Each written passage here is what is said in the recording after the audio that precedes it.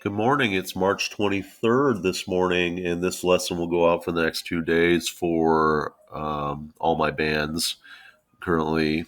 I know it is a little confusing right now as we keep going through this process, and I'm trying to do my best to adapt to the new normal right now. Now, today we're going to delve into a little bit more of the theoretical aspect of music because it is important that you guys understand concepts about music that will help you hopefully become better musicians in the grand scheme of things. Um, Today, I'm going to be talking about mainly the major scale, what the importance of that is, how it's built, and what actually happens to make it sound the way it does. All major scales sound the same, and they're a pattern. Uh, you can tell if it does sound the same across the board based on the pattern that you're going to hear. And we're going to talk about that in a little bit. Now, a major scale is important because it identifies what we call tonality. And tonality is basically the key. So when I talk about, hey, flutes, put down your pinky A's in band or whatever happens in those things, those are important. We can't just play a different A. It doesn't make the song sound right. A lot of times we play in the key of B flat in band. B flat is the key of band for the most part, and it's one of the simplest ones because of the range and the fingerings and notes that go along to make that happen. But there are actually 12 different major scales that we can talk about in music. Oftentimes we only delve into 4 or 5 of them throughout our duration in playing. And now there's also a lot of other scales.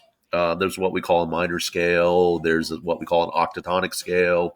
There's all sorts of things like blues scales. That's for another day. Today we're just going to talk about major scales. But to start off, we have to give you guys a basic structure of what we're talking about. Now, the first thing we have to identify, first off, is at the beginning of music, you're going to see a lot of times, and I apologize for crudely drawings on these. And I also apologize that you may be hearing puppy dog pals in the background. But at the beginning of music, you're going to see a lot of these things. You're going to see, hey, here's a sharp at the beginning. It's not a hashtag. Or you might see flats at the beginning. Now, these things would never intermix. You never see a flat and a sharp together in what we call a key signature. But they do exist in the grand scheme of things. And those identify what key we're in. Subsequently, it identifies what scale goes with that key. The second thing we have to identify is what is a half step and what is a whole step. Now, if you look at the piano keyboard at the beginning of this, you'll see that there's a series of white and black keys. Now, if you look at the keyboard, and I don't know if a lot of you have spent time really thinking about this, I see a pattern of 2 keys and 3 keys, and then it does it again. Now, that is important because that means there's actually a pattern to the way piano is developed and and made from. Now, if you look at it, count with me: 1, 2, 3, 4, 5, 6, 7, 8, 9, 10, 11, 12. There are 12 different keys before we hit the same one with the 2 bars and the 3 bars. That means we have 12 different what we call chromatic notes. And a chromatic note is all the notes you can play in order, going up or down. You may have heard the chromatic scale before in life, and we've talked about that in band. Now, the closest notes between that can be played, like one key to the white key to the black key, or a white key to a white key, this closest distance between 2 notes is called a half step. And that's what is built a chromatic scale. Now, if you take those half steps and you double it and you skip one key, so from here, skip this key, go here, or from here, skip the next key, go here, this is what we call a whole step. So you can think about a half step as the closest distance, and you can think about a whole step as skip one, go to the next one, or 2 half steps in a row. Now, if you look at it, it says we're using what we call musictheory.net, and I'm just going to use this because this is laid out really well. But it says a scale is a selection of certain notes within an octave. An octave is like a C to a C. There are actually 8 notes in a major scale, and it's a combination of whole steps and half steps.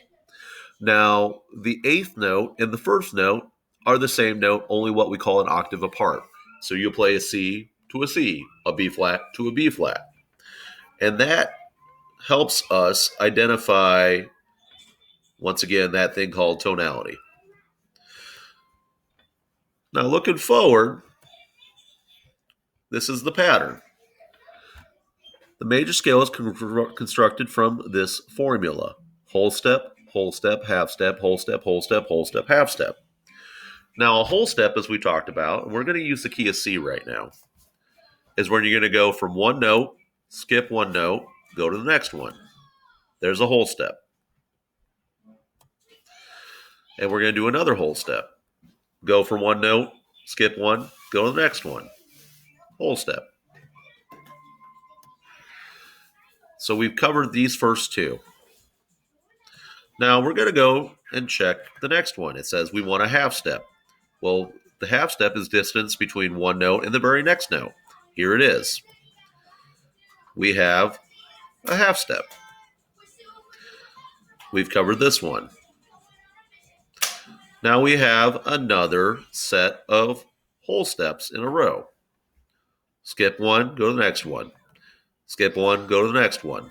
Skip one, go to the next one. There's all these whole steps, 3 of them in a row. And finally, we finish up with a half step. Right here, we've gone from one note to the next one. And if you count 1, 2, 3, 4, 5, 6, 7, 8 notes going up and down. This is the key of C. Whole step, half step, whole step, half step. Now, does it get harder? Yeah. This has no accidentals. This has no sharps and flats.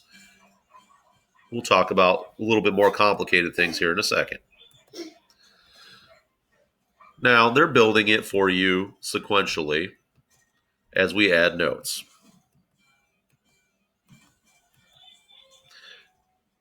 And I can reverse this going back up. So let's just talk it through. C to the note D. D to the note E. E to the note half F is a half step. F to G is a whole step. G to A is a whole step. A to B is a whole step. And B to C is a half step. Now, I shouldn't have to explain this, but I'm going to give you one little clue in. The set of 2 keys and 3 keys, the one white key to the left of the 2 keys is C, always on a piano. And the one to the left of the 3 bars on the white key is always an F. So you can read a piano no matter what's going on at that point. It'll help you out. And remember, music alphabet goes A, B, C, D, E, F, G, A, B, C, D, E, F, G over and over and over again. Now we're going to take a look at the next one. They have gone to the key of E flat. Now, if I look at it, E flat, we have to go a whole step. The next note would be an E. The next note would be an F. That's a whole step. We have to go from a whole step from F. We skip one, we go to the next one. That's the note G. Now we have to do a half step. This is going to bring in a black key. We're going to the next note up. Here it is. G, what comes after G in the alphabet? A. But in this case, it's an A flat. Now we go back to the whole step. We skip the white key. We go to the next one. What's the letter after A? It's a B. In this case, it's a B flat. Next one, we have to go another whole step. We're going to a white key for a half step. We're going to the next white key. We just talked about this. The note to the left of the 2 bars is the note C. After that, we have to do another whole step. We skip the black key. We go to the white key. This is the key, note D. And finally, the first note and the last note are the same notes, only an octave apart. Half step would go to E flat. And that's completely accurate. Now, one thing we haven't discussed real quick is there the definition of a major scale. I'm going to split this in half right here. Okay? I'm splitting that one in half. So we have 4 notes and 4 notes. And I'm going to just eliminate this right here, this W, for a second. And I just want to look. And what I see is from one note to the next one, a whole step, another whole step, and a half step. Same thing at the beginning of the scale. Whole step, half step. This pattern of 4 notes that has a distance between the first and the second note of a whole step,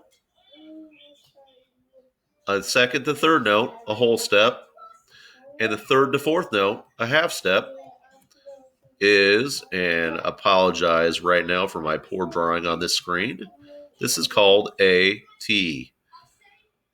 E, T, R, A, C, H, O, R, and D. It's called a tetrachord. 4 notes. First note, the second note, whole step. Second note, third note, whole step. Third note, the fourth note, half step is called a tetrachord. The definition of a major scale, as I'm going to erase this part again, is 2 tetrachords with a whole step containing them together, tying them together. 2 tetrachords put together with a whole step in between is the definition of a major scale. And as we define that, 8 notes in a major scale, 7 of them being different pitches, the 8th one being an octave higher than the first note.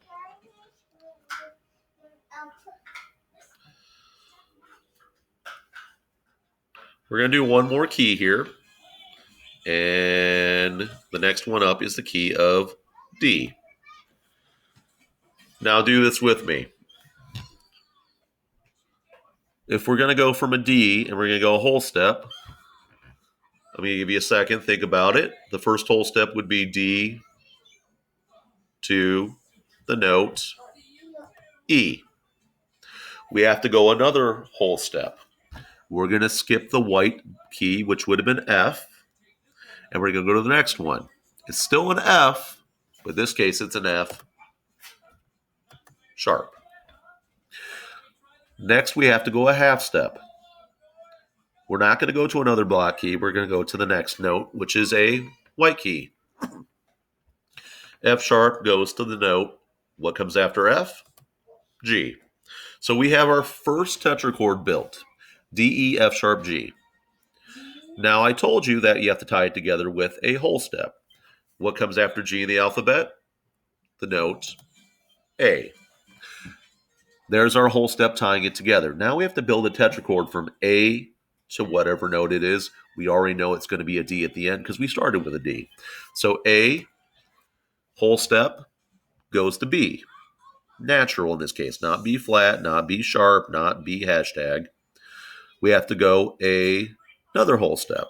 We're going to skip the note C, and we're going to go to a C sharp. And then we have to go a half step, and we've already talked about that. It goes to the note D.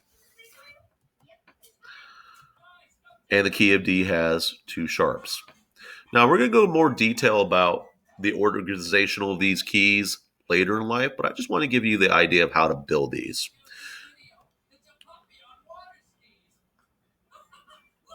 You always have the ability to think through how to build a major scale if you can think through all the chromatic notes.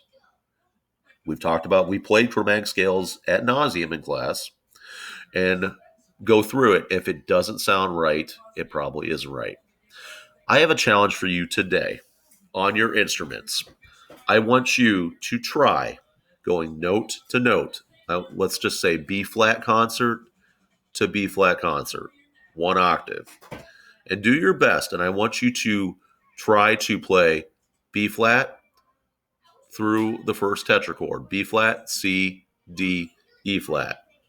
Then I want you to try C, D, E, F.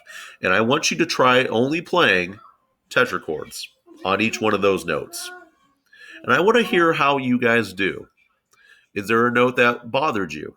You should hear the same pattern. Da da da da. As you go. Whole step, half step, distance. Spend 15 minutes of just go through your horn and just go C, think the next note, whole step, D. You can use your chromatic charts. You can pull out your old beginning band books. They have the order of all the fingerings on it. You can bring out fingering charts. You can do whatever you need to do. But I want you to try and play through a number of these tetrachords for your next lesson. Now, I'm also going to have an exit ticket for this, and so please finish up those exit tickets. Turn them in. They are how I am justifying your attendance for this. I know I'm not giving you guys a lot of book work, but I want you guys still to be better musicians. So please take the time. Please get the dust off the horn and do the best you can. Thanks, guys. If you have any questions, please comment on the exit ticket. I will be looking through those. I will be updating grades throughout this next couple days now that we kind of have a format going on. So stay safe. I'll talk to you guys later. Take care.